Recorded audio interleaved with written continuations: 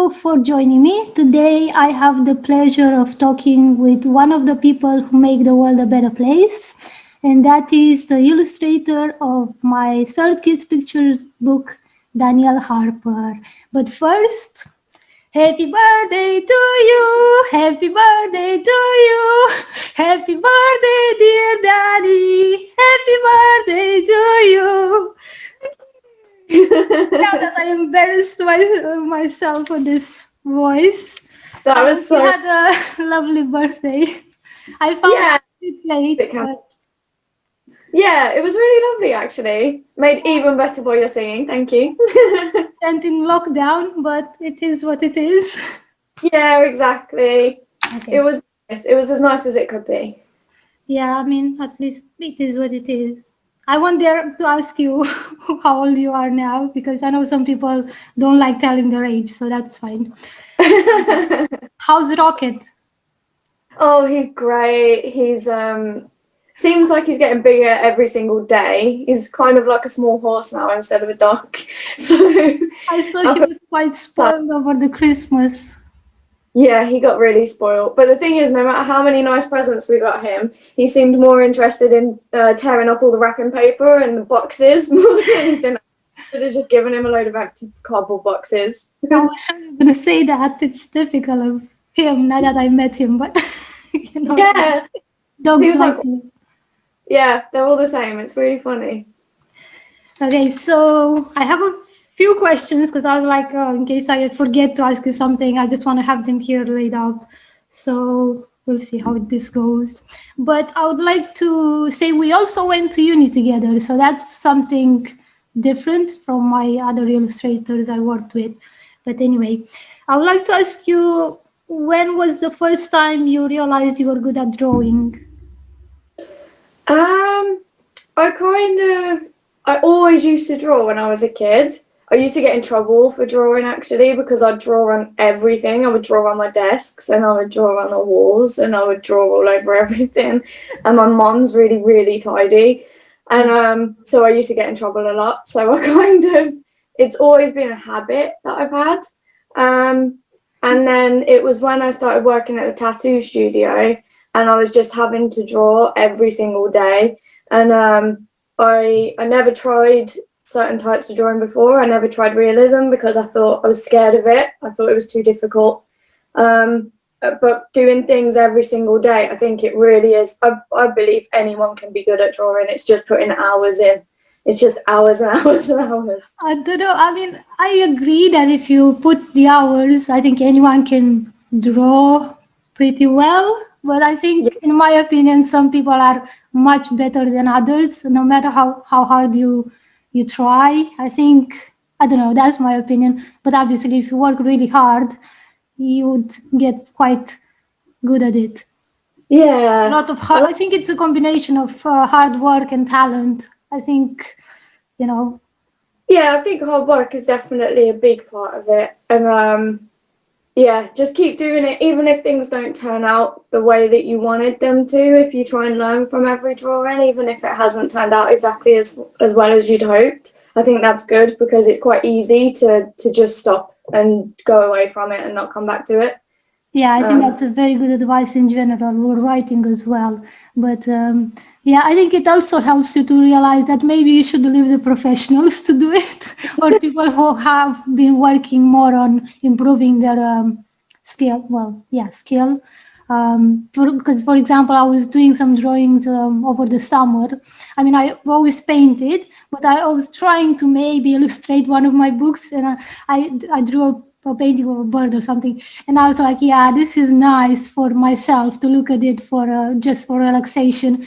But then, if I want a professional book, I am going with a professional illustrator. And it didn't take me long to realize this because I know there's people who just try for weeks and weeks to draw themselves, to draw something yeah, themselves. But it's a, in my opinion, unless you really, really want to work on being an illustrator yourself, I just think you'd better focusing on other things and just letting people such as yourself to work on the story properly. So you said you were drawing very early on as well, and even on walls, things like that. Yeah, But when yeah. did you decide to be an illustrator? Because I know you said you were working at the tattoo shop, and that made you maybe pursue illustration, working like drawing more. But when did you decide to be an illustrator, to focus more on this? I think it's just because I love illustrated books myself. I really like sort of I like all types of illustration, to be honest. I do like sort of more adult, darker themes in sort of adult books, as well as children's illustrations. But I just love how they can bring things. I love books as well, and I just love how the illustrations can just bring things to life. And it's nice to try and create a world out of someone else's words as well. I think it's just a really lovely process. So I think it just combines a lot of passions that I have because I love books as well. So it's really nice to be able to draw in that style and to try and see if my ideas match someone else's as well when you put them down and then you share them with people. So yeah, it's just really lovely. Yeah, it's a good collaboration. Can be a very good collaboration. Sometimes it can be a bit tricky, but in general, I think it can be a very fruitful collaboration. So you mentioned dark paintings and things like that, and I just wanted to mention that I think I mentioned this to you before, but I just want to mention it for other people.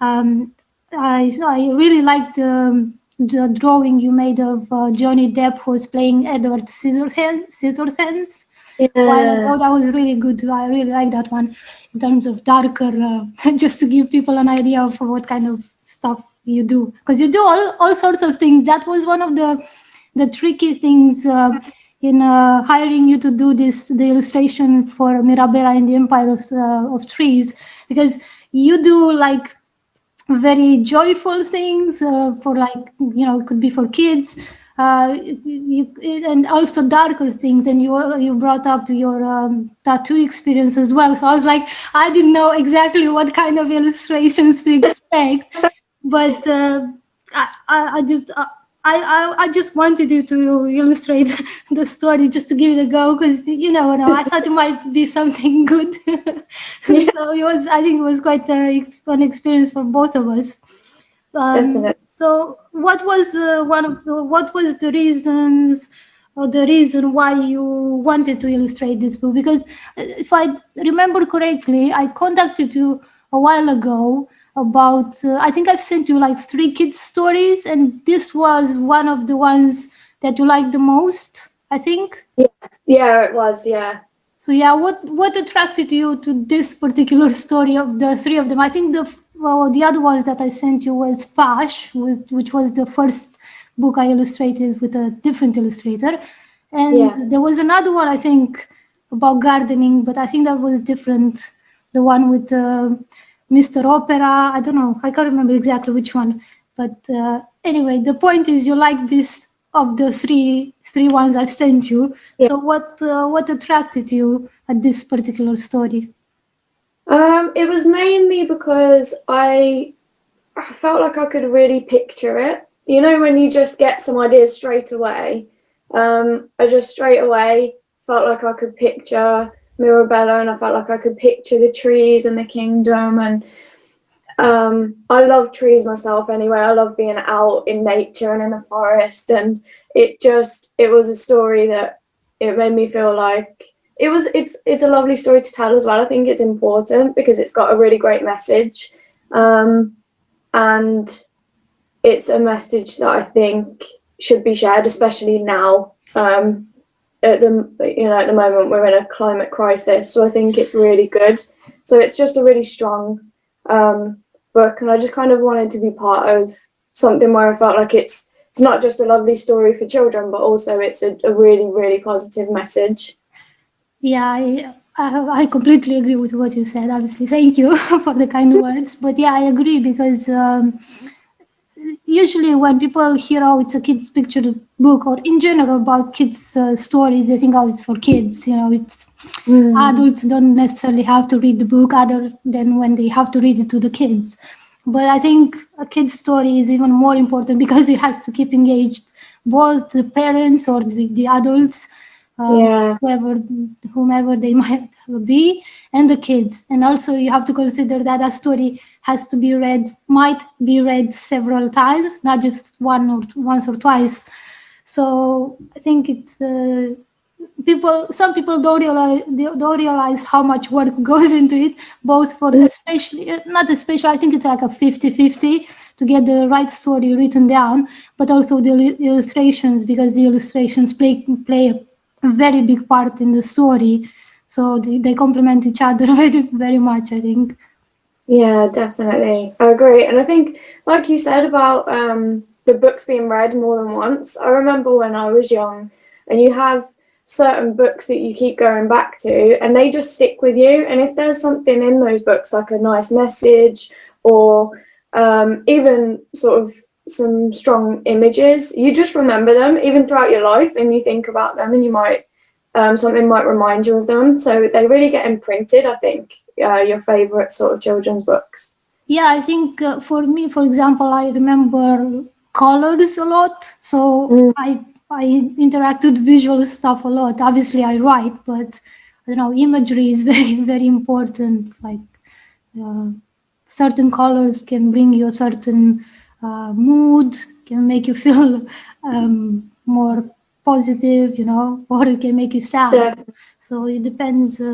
Depends. It has to be a very good balance depending on the story you're telling. So, yeah, I agree. um, how important are storyboards, do you think, for illustrating a book? And if you wanna, maybe let's refer to this particular book so we can be more precise.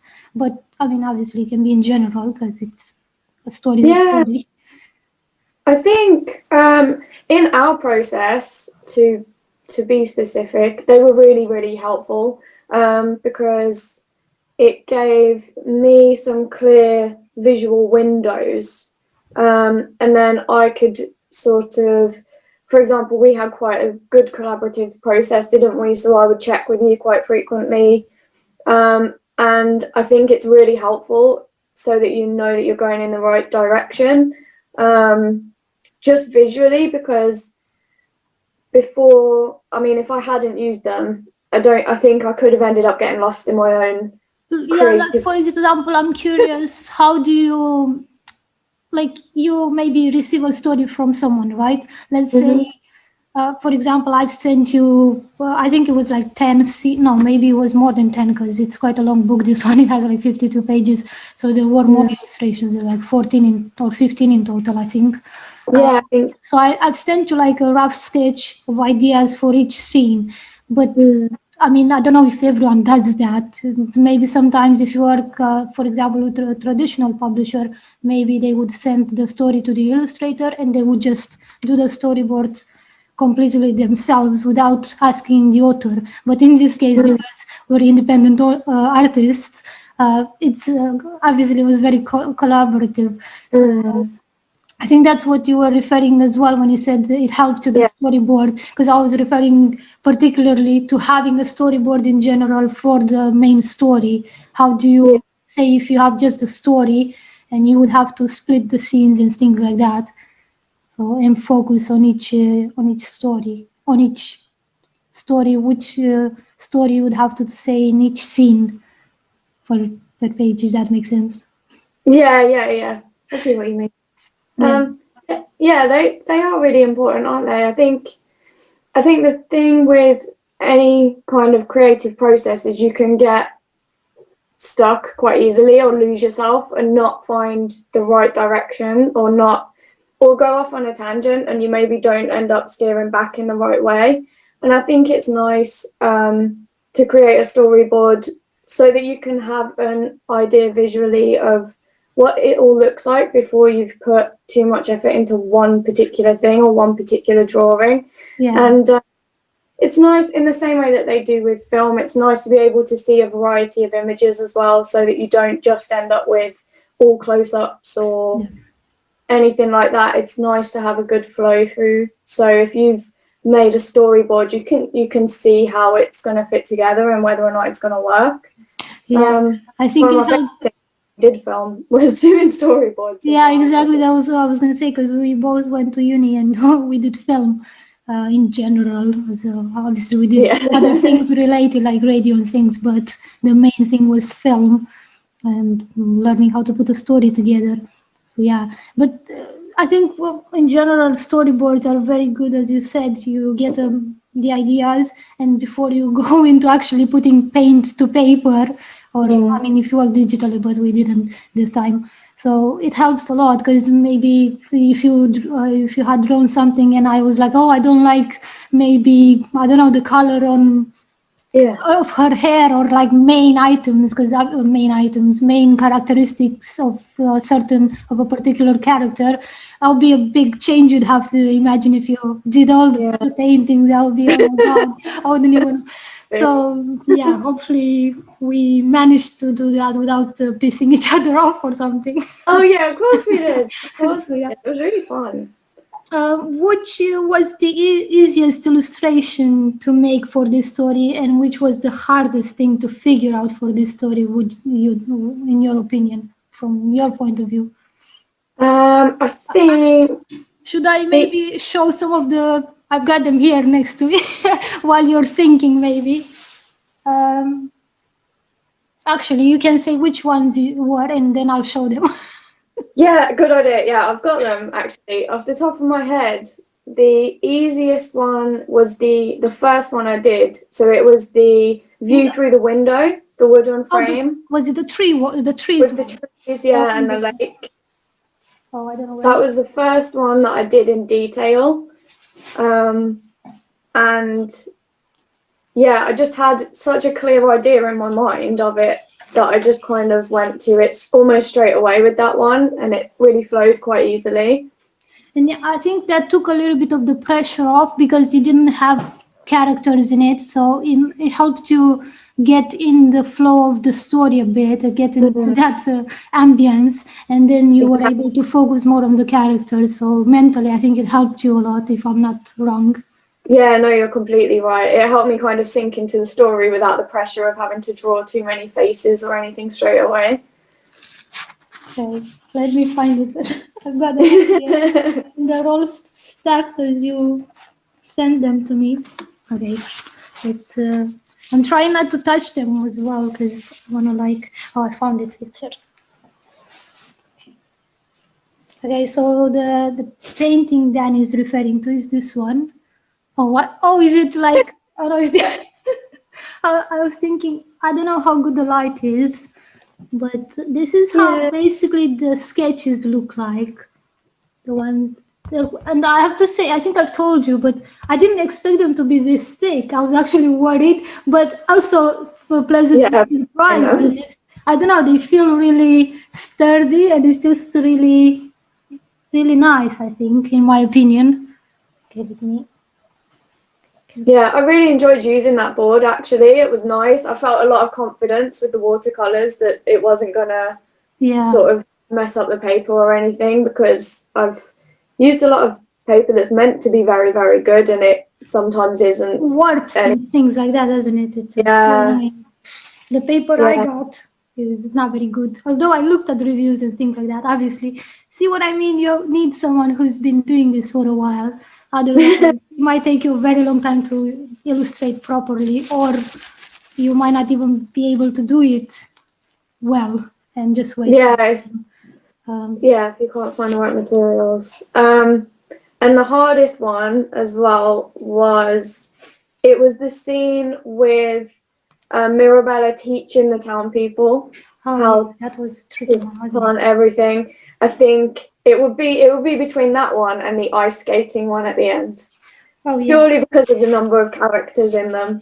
And so yeah, that's what it was. I think you nailed it. Every time I look at this picture, and I'll show you the one with when she's teaching people to grow seeds and garden, basically. Sorry about the light; it's not very good. But this little fella makes me makes me makes me laugh every time I look at him. He's so cute. It's just like imagining that little baby. He looks like he's in diapers, or he looks like he's a little astronaut as well. So it's just I don't know. I just like it very much. So yeah, I think it's cute. Some of my favorite illustrations from the book. I think you probably know which ones they are. Yeah, yes, I think. I've posted them over and over again because I was trying not to reveal too much of the story as well. Obviously, now showing you that image, it shows you quite a bit. But Oh yeah. Yeah, I'll show you. Well, there's another one, but I don't know what it is. So this one, I think when I saw this image, I was quite relieved because as I said at the beginning, I wasn't sure how you were gonna approach the story because you have like you do darker things as well, and you do very cute things. So I wasn't sure what will come out. And when I saw this image, it was just exactly, I mean, not exactly, but as I imagined it, but it was the exact feeling I had in my mind when I wrote the story. That image was kind of what, yeah. Well, anyway. Yay. So yeah, I like this picture a lot. Very nice to Would be very nice to frame them at some point and just have them all together. And this is another one that I love a lot. And I think Yeah, we I might be really able enjoy to do that kind of cards stuff. of it because this one is quite, it's quite Christmassy. I think it would be very nice with the snowman and the forest. Yeah, I enjoyed adding the cat into that one. Yeah, I really did. naughty cat. Yeah. So yeah, that's another thing, like from collaboration, because being an illustrator, being a story, obviously you can include lots of details, but sometimes with illustrations, sometimes you're not able to include those elements, and other times you are able to include more elements and which enrich the story, which in general has been the case with all my books. I think all my illustrators, yourself included, were able to do this very well, and I'm really happy about this. I think there was another thing exactly on the image I showed you earlier. We were talking, and I think both of us realized only later was the people won't be able to see it here, but it's the little hand that she has on the man's back. It looks like a heart if you look closer in the book. So it's quite nice. I don't know. Maybe I like to see things where they're not necessarily. But Yeah.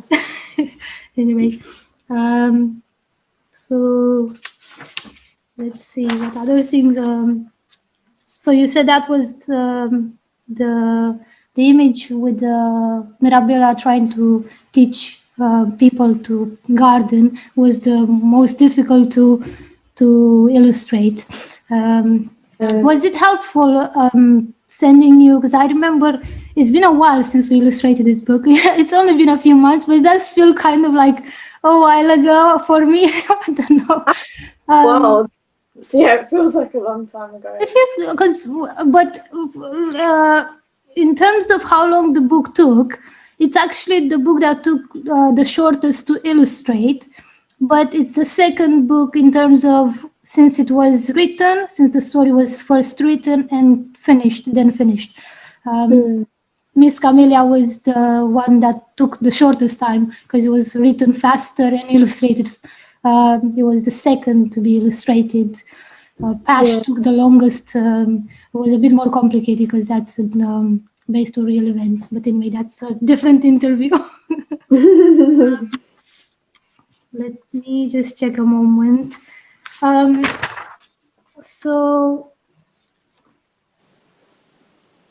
sometimes, I think I've mentioned this to you already, sometimes I feel like I'm overwhelming my illustrator. I tend to send like lots of ideas. I try to organize them on scenes. I like this scene, this part of the story, I want this, I have this idea, but obviously I try to tell you, the illustrator, put your artistic magic, that's the story. I wrote it, now it's in your hands. It's like giving my baby to someone else. like Really.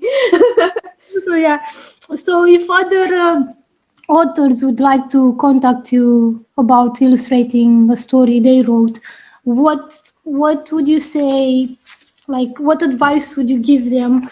What should they mention in their email? What should they have ready so you get a good picture about how they want their story to look? And what are some of the things authors should avoid or be careful about when contacting an illustrator so we don't offend you in some way? What would put you off from working with someone, basically? Okay. I'd say I think it might just be me because I'm quite a very organized person, and I love making notes and I love having things sort of written down and things in front of me. So for me, I wouldn't say that you could give them too much information, really. I think, especially with illustrators, you're dealing with people who are visual. So I think if you've got some ideas, however loose or specific they are, if you've got some ideas of theme or color palette, or even some examples of other illustrators' work that, or even just drawings or still images from films or anything, or photographs, the more visual sort of food you can give them, I think the better, because it's just all it's like putting information into a computer and you're going to get the most specific result the more information you put in. So I think you can't really give them too much information.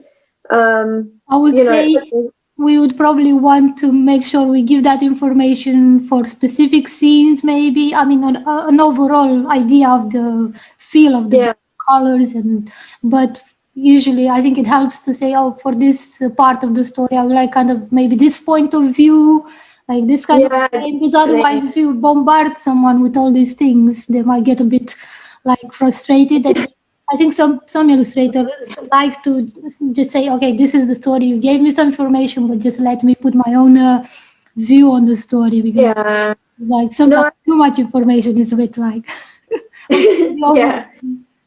overwhelmed.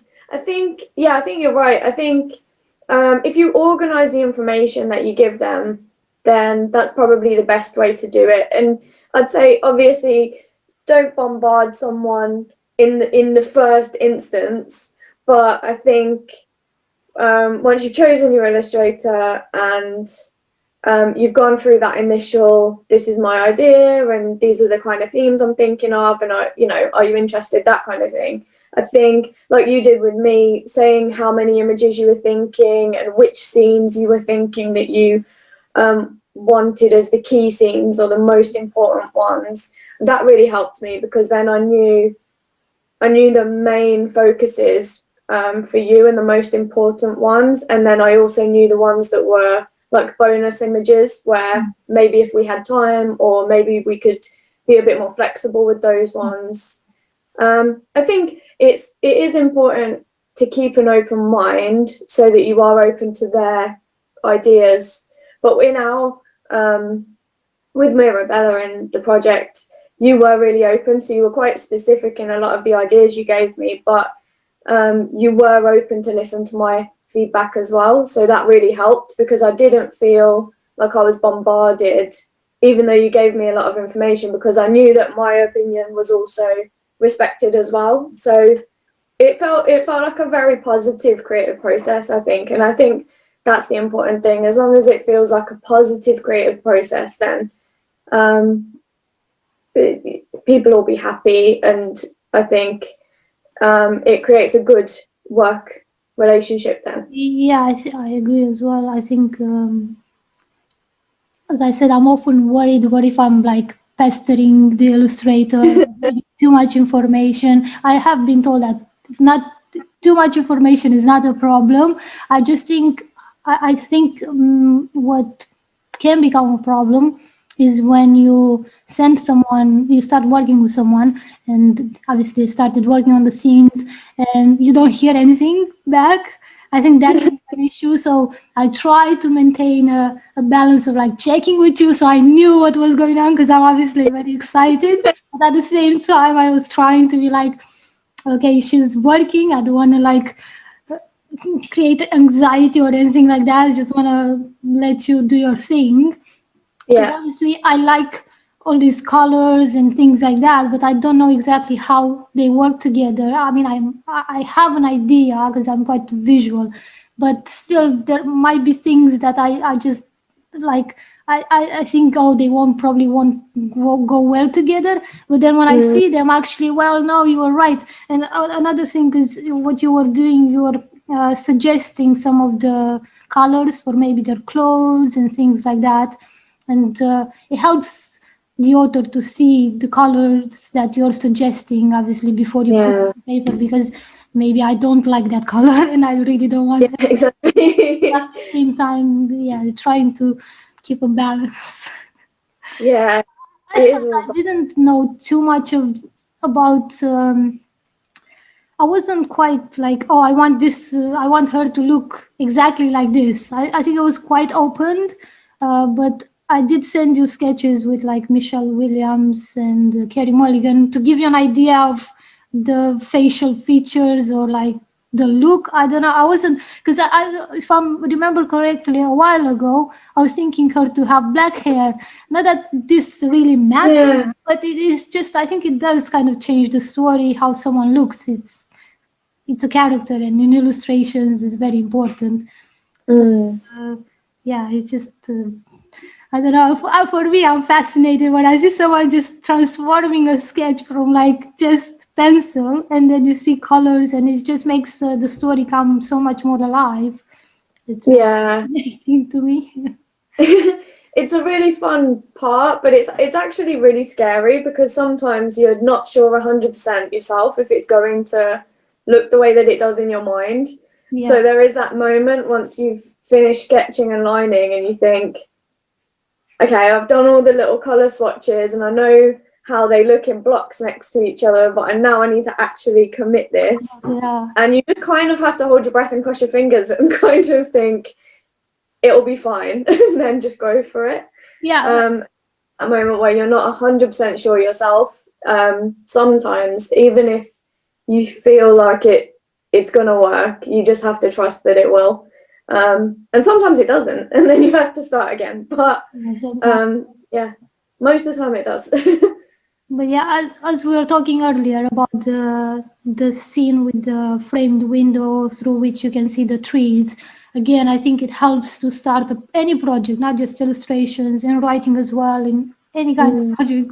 It helps to start with something more doable or something you think it's more achievable, and then yeah, go to harder things. Sometimes it helps to start with really difficult tasks and just get it done. But yeah, in this case, it worked really well to just to ease into the story and just build it up bit by bit. And I think it worked very well, so I'm very pleased. yeah. Me We should too. maybe show the Like, book because we well, haven't. exactly. It worked. It is a book now. Yeah, But yeah, I think you're right. I did both of those things actually because the first one I did was the image that we spoke about, so through the window, but then to ease me into it, and then once you'd sort of said, yeah, we're on the right kind of mhm. page, and I went into the project, then I'd be sketching a few at the same time. And what I sometimes did was I'd have them all laid out in front of me and I'd look at them and I'd think, okay, well, that one's going to take a lot longer than that one. So maybe I'll go with this one first Yeah. because I need to put the hours in first on this one. And then I'll feel like I've gotten over a hump. So you're right. Sometimes you have to ease yourself in, and then sometimes you do have to start with something that's a bit trickier because then you get the confidence to go for something else afterwards.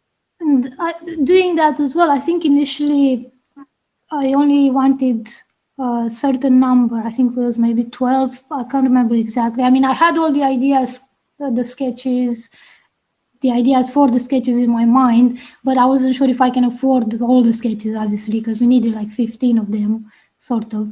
And I think those additional ones came from the story when I realized that it does need more because this is a longer story. It's not like a classic 32-page kids picture book. As I said, it's 52 pages long, so it did need more images to make it feel more.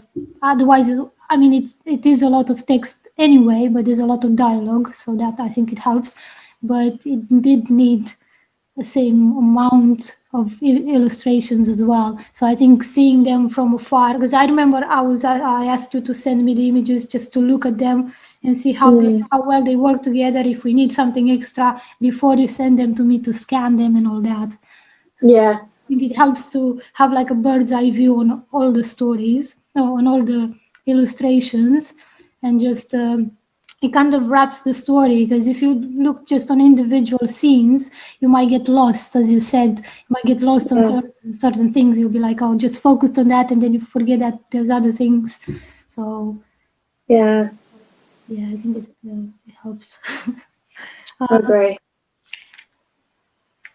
I have a few fun questions. Okay. I think I've asked you all the main questions related to the story for now, Yeah. but yeah, I'll ask you a few fun questions and then we'll see. Would you rather be able to fly or hear people's thoughts? Definitely fly. I think ignorance is bliss when it comes to thinking. Um, I've often thought that I'd love to be able to fly. You know, when you see sort of birds and they just can take off, and I think, oh, that would be nice. And when you're sitting in traffic and you do just think, wow, this is horrible, it would be nice to just be above that and fly. So yeah, but I think it would be a dangerous thing to be able to hear thoughts. I think it would just be a very upsetting life if you could hear everyone's thoughts all the Yeah, time. I, So I agree. I think it can be beneficial in certain ways, but on the long run, I'll be very there. You probably yeah, no, you wouldn't be very healthy. While flying, you can help people. You can just relax while flying. It's cool. I think I agree with you. yeah. I would want the same thing. I think. If you knew you were going to be stranded on an island or a mountain, or an island with a mountain, who Yeah. and what would you take with you? One being, three items. What would your picks be? Oh, okay. The being would be Rocket, my dog. I'd have to.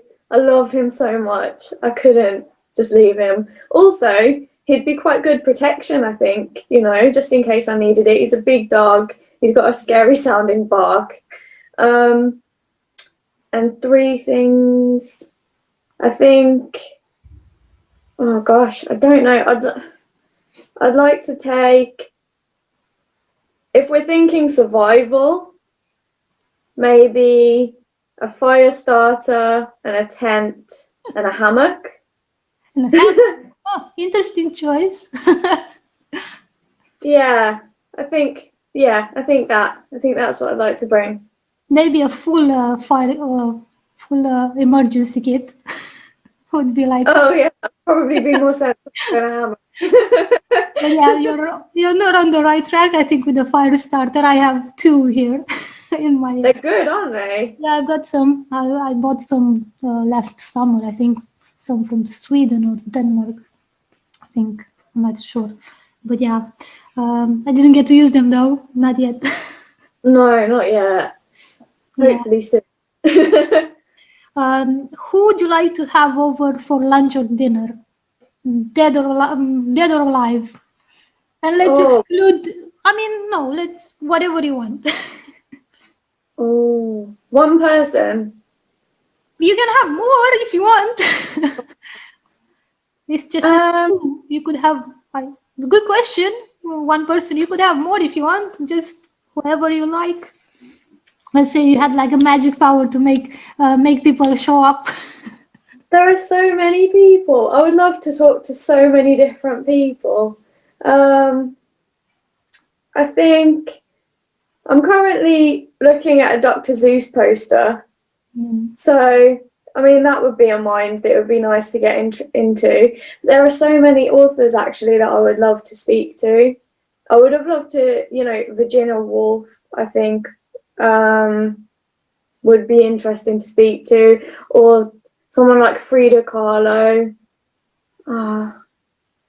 There are too many. But then also, I'd love to meet Quentin Tarantino because I think he'd be really funny and really interesting to talk to. Or the Coen brothers. Yeah, they make good films, don't they? Yeah, I think I'd stay away from any politicians, any active politicians. I just think, we see enough of it anyway. Yeah, I Especially. agree. Yeah, I think it would be a nice mix having all those people, some dead, some alive, just bringing them for a party and just Yeah. maybe Just have have a a chat. either if you're good at cooking or if you would invite a professional chef, you never know. But I think it would be a nice party going on. It Yeah, definitely. How about you? Who would your would be people quite be? creative, I think, wouldn't it? Yeah, definitely. Yeah, it would be fun. I think everyone would be quite interesting. It would be like having a lot of different coloured sort of colours of the rainbow sitting around the table Yeah, kind of it would be thing. quite. But yeah, I think it would be quite creative. Nice. Hmm. Um, whose biography you would like to illustrate if you be able to illustrate anyone's biography? Oh. Hmm. Maybe I've already mentioned him, but maybe if Quentin Tarantino wrote one, because I think he'd want it to look like his films. Oh my god, that would be so bloody. So then I think it would be a really, really crazy, kind of gory looking, interesting, or Tim Burton or someone like that. I think that would be quite because they've already got such a specific sort of Wow. artistic style, haven't they? That I think there'd be a lot of clear direction. But it would be very interesting to try and bring something like that out because I think they'd want it to look quite a certain way. Yeah, and I think it would be a good idea for them to have a biography like that, not just writing and things, just to have like some illustrations thrown in from maybe Yeah, actual scenes that happened in their lives, not just like pictures. They can have pictures from their movies and things like that, but from like personal experience, just to have something illustrated, I think would be quite interesting. yeah, it would be. So it's sort of you'd see them, but in the style of their films or their artwork, and yeah, I think it would be quite. It'd definitely be a challenge. So I think it would be really interesting to try and do something like that. Yeah, I think it would be a good experience. um, what would you like to do if you could go back in time or forward? Ooh, I think I'd choose to go forward in time to do something just off the bat because I try to live without any regrets or feeling like anything should be any different because really everything that you've done brings you to where you are. So I think there's a nice poetry in that. So I think I'd like to go forwards to do something. I'm not really sure. Maybe this is going to sound really dark and horrible, but the thing that like springs to mind is to go to my own funeral just to freak everyone out. To scare them, not to see what they say about you, just to scare them. Oh my god. Freak everyone out and then just go back again. That's a cool answer. I have never. I didn't think you would say that. I never considered. I think it's quite funny. What would you do? Um, I agree with what you said as well. That about not going in the past, but maybe I would. If I were to choose, I wouldn't necessarily go in the past to change something for myself, or maybe I would go to speak with someone who's not alive anymore, or find out some more information about, I don't know, how a book was written, or I don't know, that's not a very good example, but I think forward, I don't know if I would go forward, um, because it's that idea when you go, if you were to go to someone to read your future, I think the Yeah, moment you know what your future would be, it's completely going to then be it's altered. different. So your future, Yeah. I don't think it's going to be the same future anymore, because you know what's going to happen. So you're going to do certain things differently, unless even if you do those things, you still end up in whatever place you've seen in the future. But for me, I think it's interesting to go in the future. Would be interesting, but at the same time, I don't know if I would want. I think it would spoil the present. Like I would if I were to find out, oh, you'll be dead. There's no one there. I'd be like, It'd be horrible. what would I like? It would spoil. I would be like, I would just be anxiety striking. I was thinking, oh, what's the point? I'm gonna die anyway. Or that would be much more fun to scare people. That's a very good idea. So yeah, I don't know. I didn't really give you an answer, did I? I would probably, I would like to go now at the top of my mind. Probably there's way more things that I would like to do. I think I would like to, actually, no, that's a very bad, if I think about it, that's a very sad thing. I was going to say that I would like to go to see Brandon Lee when he Mm. Crow, but no, I wouldn't like to. I think I would like to go and see when he was writing in his journal, because I was reading some things, some of his notes, and they were really thoughtful notes from when he Oh, was camping and things like that. So I think that would be quite nice to do. But yeah, there's so that's many things, like interesting. so many options. Maybe when the library Yeah, is open, for example, in Manchester, be like 100 years ago, more than 120 years ago. It'd be nice to see yeah, how that building looked like on opening day. I don't know, all sorts of things. that would be cool. That would. I like your ideas. I think they're nice. There's so many, like, imagine if There's so many possibilities. you yeah, I think many people will be tempted to find out numbers, like numbers Oh, win and things like that. But I don't know. I think that would change, would alter the future. Would maybe some people wouldn't get born or things like that. I think I wouldn't necessarily interfere. I would just like to go and see how that person did when yeah, they were alive. But yeah, I guess sometimes you'd be like really want to change something to maybe save them or something like that. it'd be so tempting, wouldn't it? It Yeah, could that's the thing. be difficult not to want to interfere. So and Yeah. that's a very long answer.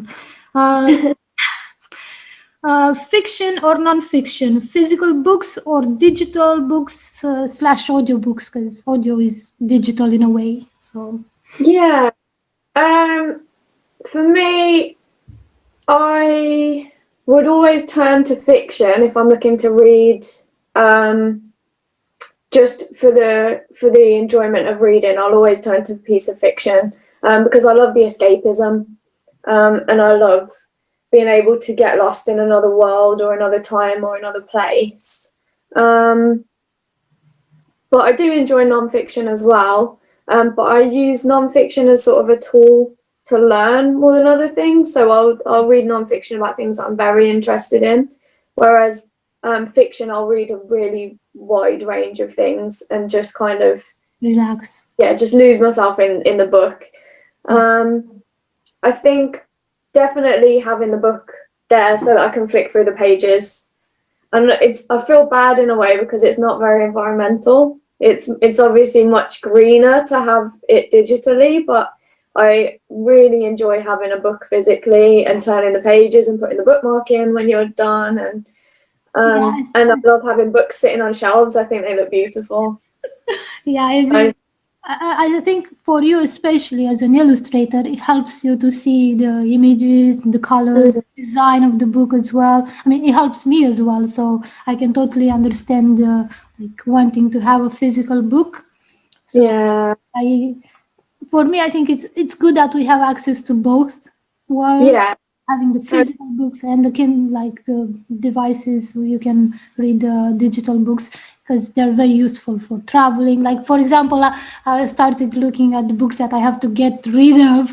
That's going to be very difficult because I want to move. So when I move, imagine having to carry all those books is going to be, or having to keep them up. yeah, It's going to be a very difficult task. But yeah, if you have digital books, you just have them stored, so it's convenient. yeah, Nothing is going to replace a physical book. It's just not going yeah. to, I don't think. I mean, Yeah, let's not think about that time. They won't. Yeah, let's not think about I that. was not gonna. No, no. Anyway, um, favorite movie, favorite book, favorite script. Maybe because I think we did a screenwriting course together. You were in the class as well, weren't you? Oh yeah, because one of the reasons why I wanted you to illustrate Mirabella in the Empire of Trees was because you wrote. When we were at uni, you wrote that script about the homeless people. I think it was about the homeless people or like people sleeping on the street. I don't Yeah, remember exactly the storyline. I just remember the feeling I had when I read it. So yeah, yeah, I really enjoyed that actually. So favorite book, my favorite book. I have so many that I have enjoyed, but Timbuktu is a book about a homeless man and his dog. I've heard of it, but I haven't read it. It's written through the eyes of the dog, and I like it. it's just different. It's not a long book; it's a short book, and it's um it's written in an interesting way because this homeless guy isn't he's not romanticized in any way. He's very much sort of it's a real slice of life, kind of down to earth, gritty. He uses foul language. He sort of everything, Sounds but real. it's very Doesn't sound real and gritty, but it's just a lovely story. It's I don't want to give anything else away no, about it, because I but want to read it. So recommend it. It's a short story as well, so you can pick it up and read it. But it's one of those stories that I've always thought should have been made into a film. I'm surprised it has. because it sounds familiar. So maybe I've only heard I, it as a book. Heard of it as a book. maybe, or I think I researched it once to see if it was a film, and I thought I saw that the rights had been sold and it was on IMDb, but it hadn't. Nothing had happened, or so it looked. It maybe it will become a film. Timbuktu. Timbuktu. Timbuktu, yeah. Okay. I've read the book written from the perspective of a dog, The Art Mm. of Racing in the Rain, and I liked that. It was a little bit something I didn't like, but in general, I liked it. And I think they Mm. made a film after it as well. But obviously, I don't know if it's. I mean, they're different perspectives. I'm sure different stories. So I Yeah. think it's a unique perspective. I think it offers a different view on the world. It's quite cool. So, Yeah, definitely. And it's you feel like you're looking through the back door of the story rather than the way that you'd normally see it or the way that you would be told it if it wasn't through the eyes of the dog, because the dog doesn't fully understand everything.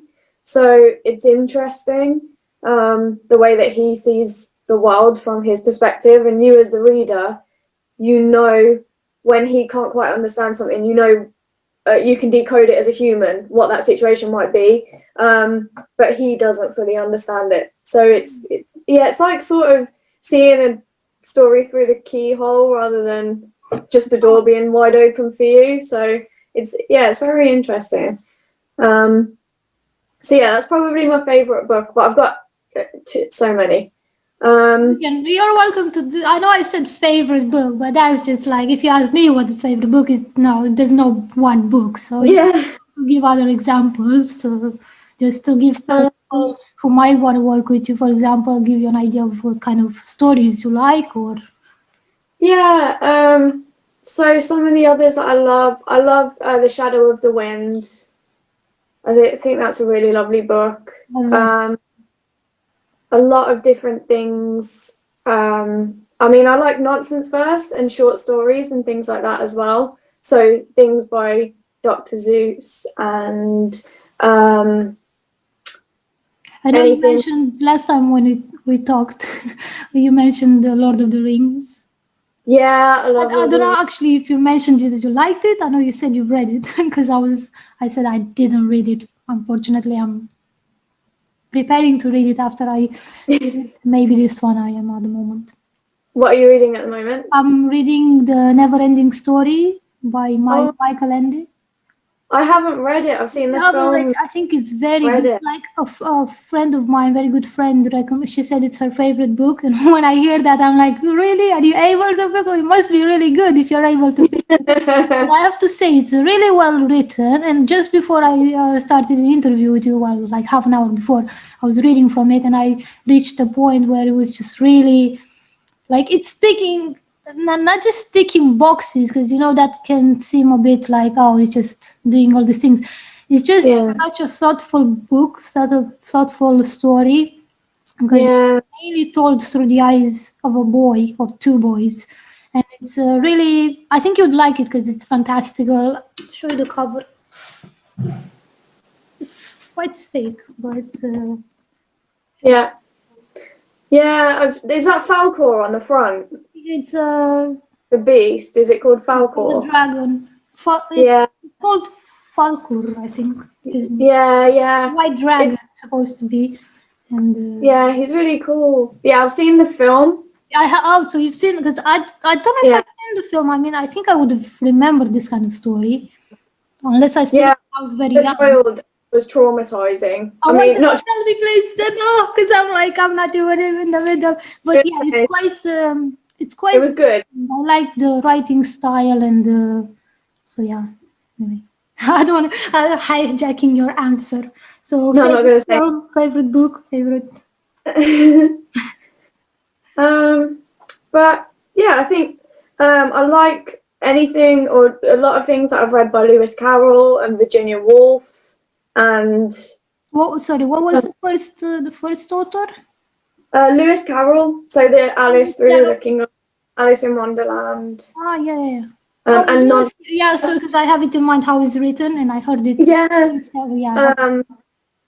Lewis Carroll wrote nonsense verse as well, so poems and things, and I think that they're really good. You can visualize them quite easily, can't you? So I'm just looking on my bookshelf to see what's there. I've got too many different books. But yeah, I think to be honest, I don't think I've read a book that I haven't enjoyed yet. I think the only book that I keep picking up and not being able to get through is oh no, that's a lie actually. I tried to read the 50 Shades of Grey books and I did not enjoy them. I read like one chapter of that book because I can't remember why. I think because it was all advertised. I don't know why exactly I picked it up. I looked on Kindle. It wasn't like I went to a library, and I read the first chapter. I think the first, like, you get a free sample from buying a book, and I was like, oh my god, this character is not interested in helping her friend at all. And I was like, that's it, I'm going. But yeah, I think I got very pissed off with all the commercials and all the adverts for the movie, that I was like, there are so many more movies that are not advertised enough, and they deserve to be well known by more people, but I'm getting all these commercials from all these. No, I'm not saying it's not a good film or story because I haven't seen it, so I can't say, oh, it's a crap story, because I know many people have enjoyed it. But example that I read, the book, for example, I didn't like it.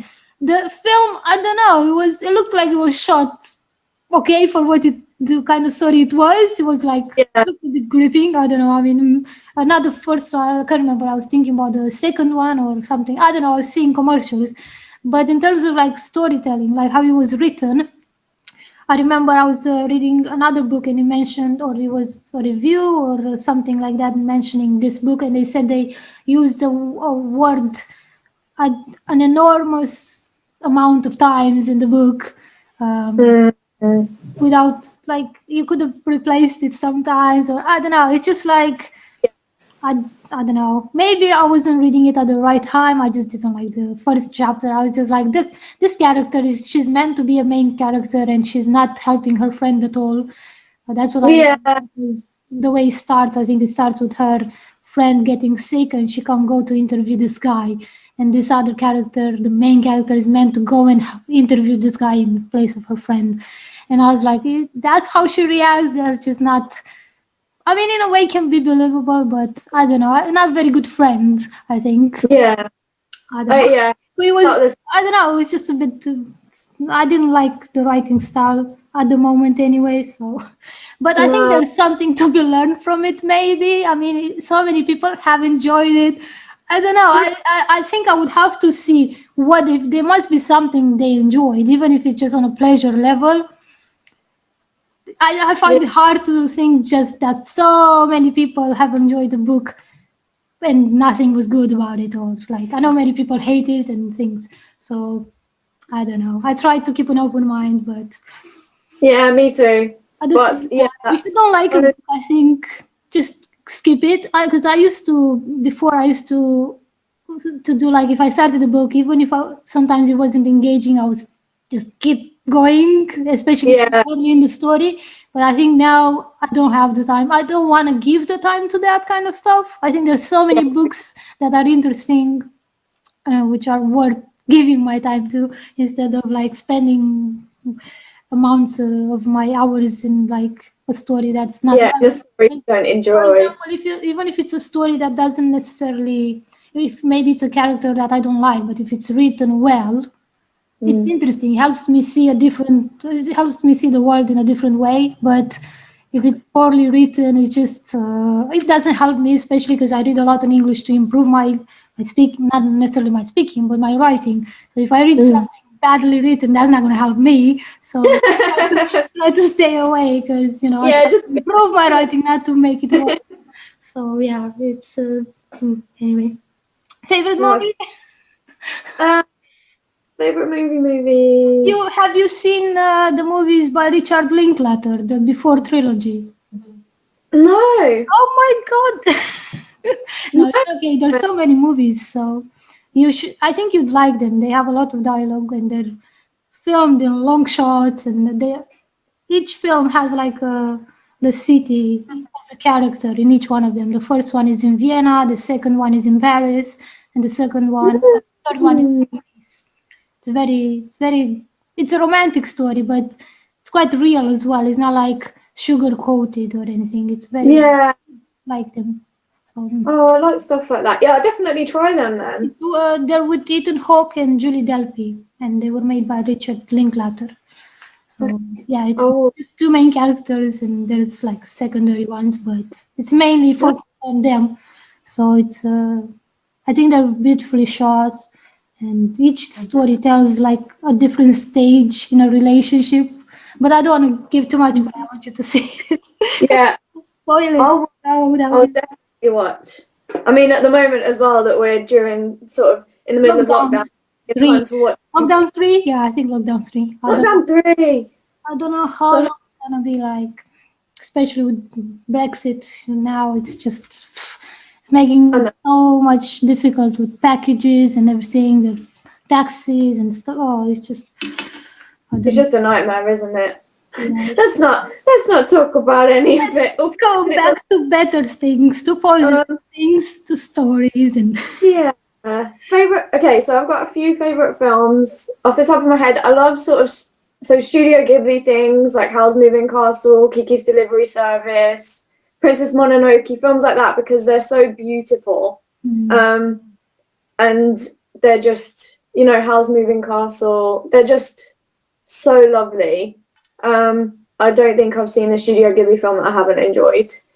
Um, so I love those. But then on the other hand, I like sort of films like Beetlejuice and sort of anything Tim Burton really. But then I quite like some cute films. I've always really liked Breakfast at Tiffany's. I watched it when I was a kid and I've just always loved it. And films like that. So it's not, I don't like just one type of film. There are too many good films. Anything by the Coen brothers, generally I'll enjoy because I think that they write really, really good scripts. I just think that they make great very films. unique perspectives, aren't they? I mean, all movies are in a way unique, Yeah. but with people with Coen Brothers, they're quite. It's visually like not challenging. That would be a bad word, I think, but yeah, they're engaging very Yeah, on very. the top of your toes, to say so. So Yeah, yeah, very much, aren't you? So yeah, yeah, there's too many. I think the answer to all your questions is just there's so much great stuff out there. It's hard to pin any of it down. what about like TV series? For example, I've really enjoyed Warrior this year and the Mm, Mandalorian. But like Warrior, I don't know if you like. I mean, you do. If you like Quentin Tarantino, you probably like bloody stuff. But Warrior is made by. It's produced by Shonda. Oh my God, Shannon Lee. I forgot her name. Shannon Lee, the daughter of Bruce Lee, and it's a TV oh, series. I think they've released the second season this year, maybe. And they're really beautifully shot, and the fight scenes are amazing. That and it's just beautiful. and they do a really cool thing. If you watch it, they show because it's about obviously Chinamen coming to America and things like that. Mm, Obviously, the story gets it's not just about that, but I like because I've never seen in a movie. You know, when you have characters speaking in a different language, but you yeah, what is being told, like say you're in Germany during the Second World War and you see those people speaking in English, which is not natural because they should speak, unless they're English soldiers, yeah, they should speak in German and have translation or something. That's in the best case scenario. But what they did with this in Warrior, they filmed it in such a way. When you see it, I think it'll be quite amazing. They filmed it and they speak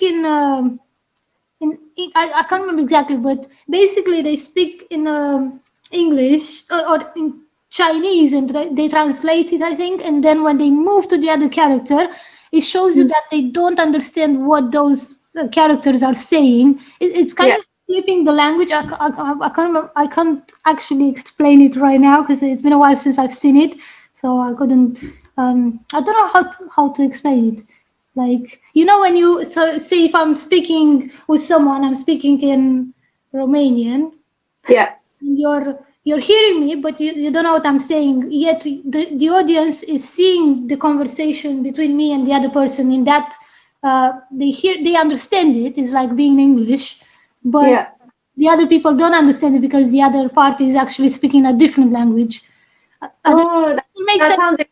when you watch it. It doesn't have subtitles. It's simply just it's like through the movement of the camera they do that. It's really cool. So yeah, Mm, the that story is sounds good. quite interesting. Yeah. Anyway, all the whole ambience, the sets, but the fight scenes are amazing. Like what you would Oh, expect cool. from something like that. I'll try that. I will definitely try that. Again, yeah, recommendations are always welcome, especially during lockdown. What are some of your like TV series? The I've last enjoyed years or something? True Detective. I I really, I want to watch that because I've just read the biography by Matthew McConaughey and I haven't seen the film, but I've watched some clips and I was thinking to see it. But how did you like it? I loved. Well, so there are 3 seasons. I loved the first season. I didn't love the second season, but I didn't not love it. I didn't. It didn't interest me as much. I think the main topics weren't ones that I'm really, really interested in. So it missed the mark with me, but people did love it. So it was really, really well received. But then the third season, I loved as well. So the first and third I The thought were last brilliant. season, like they ended, so they ended well. Because Yeah, there's some TV series which were so good in general, but like yeah, many of the seasons, like 'cause there's maybe 7 seasons and the ending is like failed and it kind of ruins everything. It's like, why did you have to do that? It's like so frustrating. yeah. It's rubbish when that happens, or when you can tell that maybe they got, when a TV Rushed it series or they got pulled. bored. Yeah, all the Otherwise, writers get bored, or they just try and end it too quickly. Oh, what was that? you either finish strongly, even if it's like you don't have another season, Sure. don't have Yeah, funding for another season, and just try the best way to end that story. But when you're trying to drag it just to like maybe get more money for another just to season, get him. another Yeah, one that I'm enjoying at the moment, although I normally don't like, I mean, I do like all kinds of stories, but I'm not necessarily interested in science fiction and things like that. Unless it's Yeah. an engaging story, if it's well written, again, it's cool. And Yeah. I've been watching The Expanse. I wish I watched it from the beginning, but yeah, I just did. I was like, oh, this is science fiction. It's a bit, but I really like, especially this season. I mean, it's been good from the beginning, from what I've seen. I was just not. I don't know what is necessarily in the mood to watch it, but it's Yeah. well, like the last season, it's. I know it's really good. I recommend it. So I like Are the. there a lot of seasons out? Sorry. Are there a lot of seasons? I'm not sure how many seasons there are. It might be either 3, 4, or 5. They might be filming for season 5, or they just released it. Because I didn't watch it from the beginning, so I'm not sure. But it's Yeah. like the way they. It's very. I don't want to insult anyone if I say it, but you maybe have seen that there's Discovery, the Discovery TV series. This year has been released as well. Anyway, that kind of like bringing back that kind of those stories or continuing. And it's just like for me, when I watch The Expanse, I can't really go from The Expanse to something like that without making funny a bit or making fun of Yeah. it. I mean, it's still good, but it's just like I don't know. Some things were so poorly done. Like they could have improved it so much more. It's just like when you watch The Expanse, it's just like whoa. It's just a different level. Like Yeah. the other ones are good, but just this is on a different level. Like good storytelling from the way it's shot, the way it's acted, um, dialogue. It's just I don't know. I liked it. I'm writing that one down too. So what other? You said True Detective, and what? True Detective. What else have I watched? I did watch Vikings, but I haven't finished it yet. I haven't seen the latest season. I haven't. Um, but I really enjoyed that. Um, and I think, yeah, it's quite dynamic. There's a lot of action going on. There's a lot, and I like the fact that, so I know it's fiction. I know it's a fictional series, but it's based on, obviously Ragnar was a real person and things like that. And I just, it's nice. Again, it's just immersive, isn't it? When you can just sink into a completely another time and another place. It's good when So and yeah, it's good. yeah. I watched Outlander. I don't know if you've seen Outlander because it's quite No, quite I haven't seen it, but my cousin worked nice on season. the costume in the costume department. Ah, okay. Is that the one that was filmed in Scotland? Yeah, they filmed a lot of it in Edinburgh. Yeah, yeah. I think she worked on some of the costume for it as part of her uni course. They have beautiful costumes. So, but the last season was, oh my god, it was. I mean, yeah, I was expecting the kind of scene, but the way they handled it was very well done. So anyway, so What kind of series is it? well, basically, it's about this woman. It has like 5 seasons now. I think they're filming for the sixth. And there's 9 books in total, and they're written by Diana Gabaldon, one of very good writer. I really like her stuff. So basically, it's about this woman from she lives in the during the Second World War, I think. I think it's in the 1940s, and she visits some stones, and she basically travels to the 1700s, and she's Oh, like, well, I don't want to give anything away, but yeah, she kind of gets trapped in a way in the 1700s, and she kind of obviously she's from a different century, so but it's a lot the way they shot. She meets this man, obviously, because it's quite a romantic, but it's also again has a lots of fight scenes, but like there's a battle scenes between the English and the Scottish people, and it's very well done. It was beautifully shot. I think it was in season 3. I'm not sure. But yeah, it brings a lot from history, but it was very beautifully done because it's quite not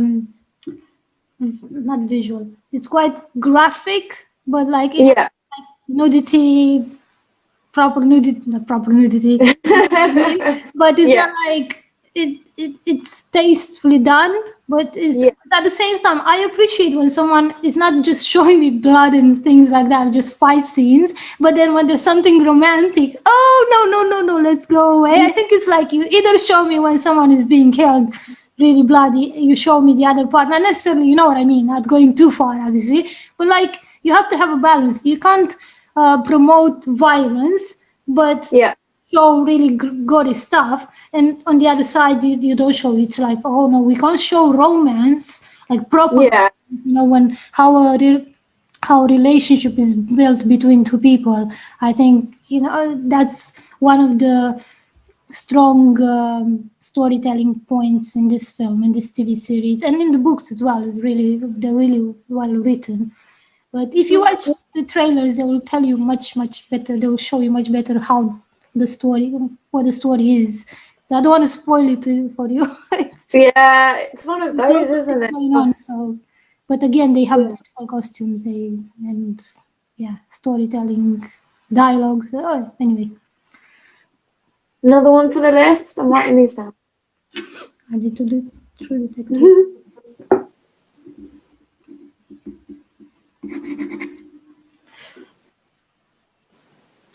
Bro. So, yeah.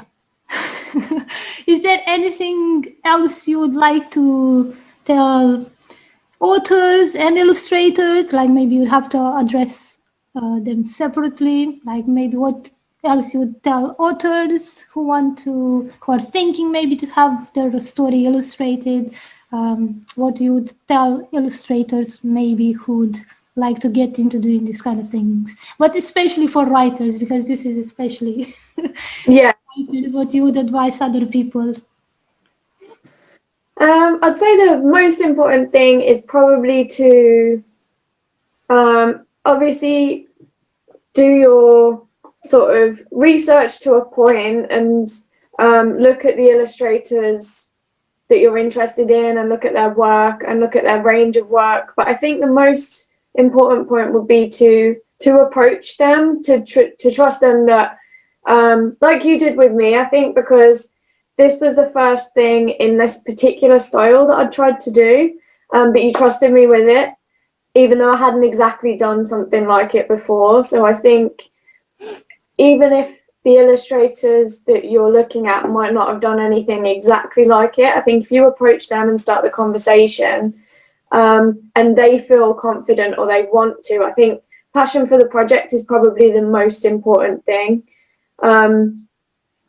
Obviously, they need to have a style that you think would work with what you want, but I think if they trust themselves to try, then I think it would be good to give someone a go, even if they don't necessarily have the exact thing that you're experience that you're looking for, or they've not done the exact medium that you're thinking about, because once you've kind of given them the chance to do it, I think people can surprise themselves quite a lot. And what I really enjoyed with our process is that you kind of gave me a selection of stories as well, sort of ages ago, and you said, you know, which one appeals to you the most. And so I already had that idea and already kind of had images building up in my mind before we'd even broken anything down or had any really in-depth discussions about it. So it was quite nice. So I think that's definitely a really good thing that you did, was to send me the story and just kind of say, what do you think? Yeah, I think because there's another thing. Like as I said, this is the third book for me, and I worked with two previous illustrators, and each did a wonderful job on that particular story, and I enjoyed their style as well. So working with another one, because sometimes I think it's good to build up a relationship with an illustrator, but it's also good to consider the style for a particular story, because it might not be necessarily suited. And also for me, it counted a lot that, for example, from all the stories that I've sent you, you gravitated towards that one. I think it I had confidence that even if I didn't know exactly what I was going to get, I knew Yeah. something good was going to come out because I've seen your other drawings and sketches and tattoos, and I knew something, it might be something surprising. So I just wanted to do it, and also during the pandemic, it helps to work with different people, give Yeah. jobs for different people, not maybe just with one person. But yeah, that was my reasoning because I spoke with you and you said, I really like this one of all the other ones. Because obviously I wrote them and I like all of them. So it helps me to select someone when someone says, oh, I like this one. Because I think as an artist, you would give more of yourself for that particular story if you like Mm. it more, rather than if you work with someone as an author and they are good, but maybe that particular story doesn't appeal as much to them. Yeah. I think it helps. Definitely. Yeah. I think you're totally right. And because it means that it's resonated with them for whatever reason.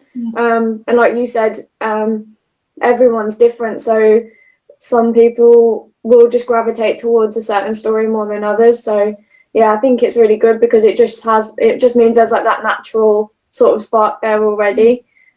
So I think I think that's probably the most important thing, maybe for an author wanting to approach an illustrator, maybe just send them the story or approach them first and just see what their response is to it. Because if they have an instant kind of, yeah, I love this story and I've got ideas for it, then I think you're probably already onto a good start. Start, yeah, because that's very helpful. you know. Anything else you'd like to mention? If not, we can always do a catch-up video if we didn't mention any of the. I'll show the English edition because I showed earlier for people who don't Yeah, know what we're talking about. This is the English edition, but obviously there's clips online; they can see it. yeah, If there's anything else you'd like to say? If not, maybe we'll do another video in the future, or yeah, yeah, definitely. Yeah, it'd be good to do a catch-up video. But yeah, I don't think for I've the got next any. book, maybe when I can manage to save the money to work on it. To be honest, I keep thinking about it. I love the story so much. I keep Oh, thinking about it, and not I've too been much. doing a What do lot. you think about the title? Because I know I sent you the story with a particular title, but I was thinking recently to name it Arthur the Courageous Bunny. But I don't know. It needs to have a really catchy title. So, because I was thinking initially it was Arthur the Frightened Bunny, I think. I was Yeah, thinking, well, what if people think, oh, this is a bit negative? I don't know. So I'm considering like flipping it a bit because the story is obviously about a bunny who's quite anxious and yeah. it.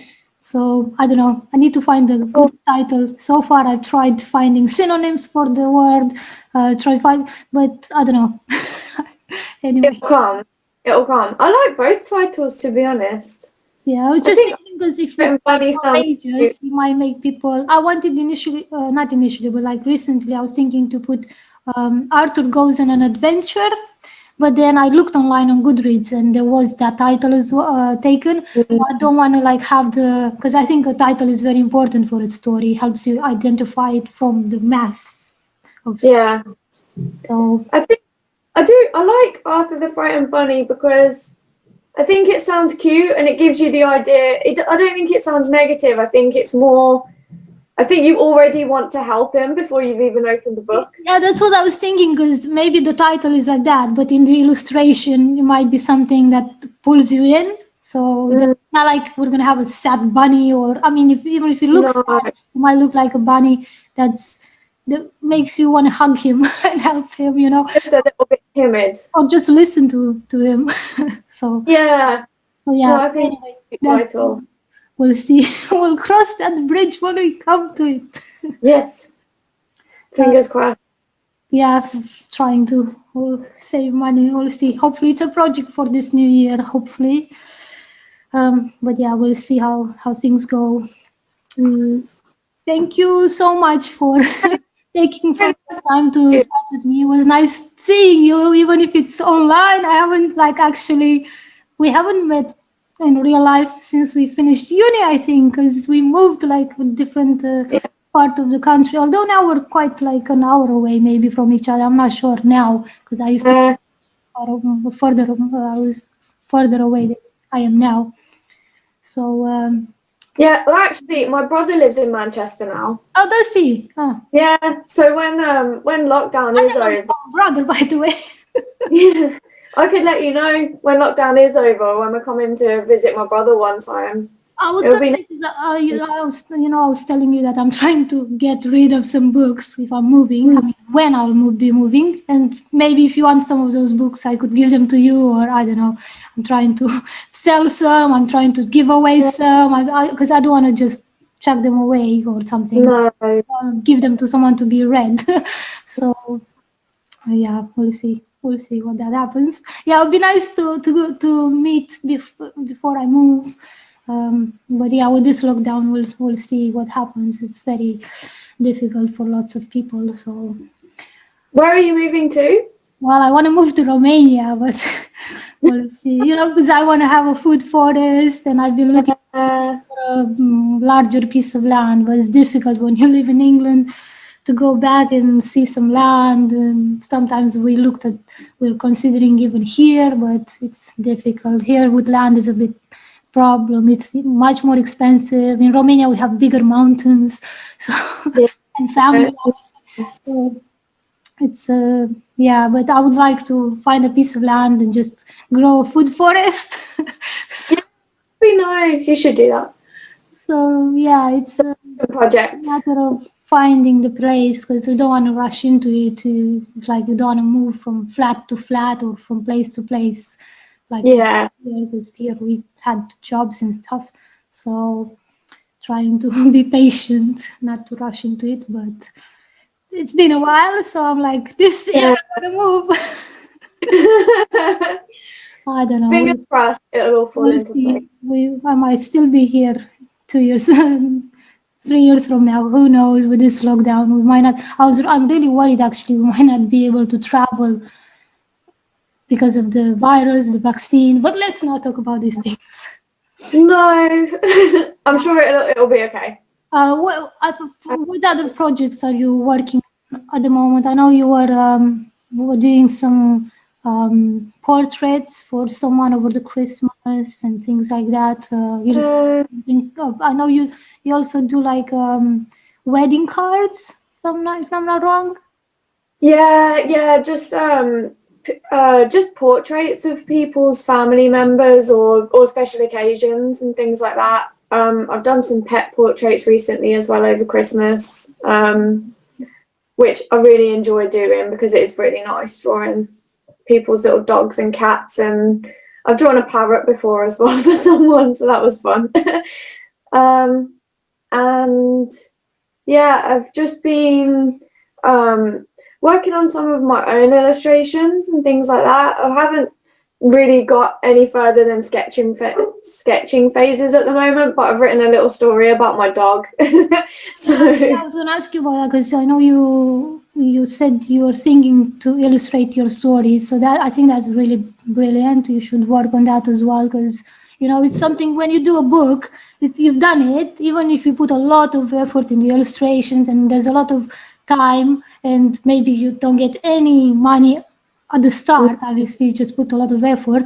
I think in the long run, it's like I always think about this, like the books as a perennial garden. You plant some seeds, and even if some of them don't bring you food for a while, the others might give you some. So it's good to have something like that. If you go to fairs, when one will be able to go to fairs or something like that to finish products. So I think it's a good achievement.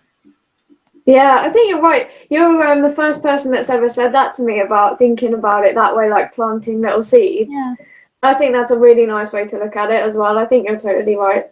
Well, I mean, you've been doing little seeds. You've done illustration, sketches, tattoos, and all this is building up to something, So I think it helps all these things we do, like steps. They might be a bit, as I mentioned, time consuming. They might feel like we're learning the process, So Yeah.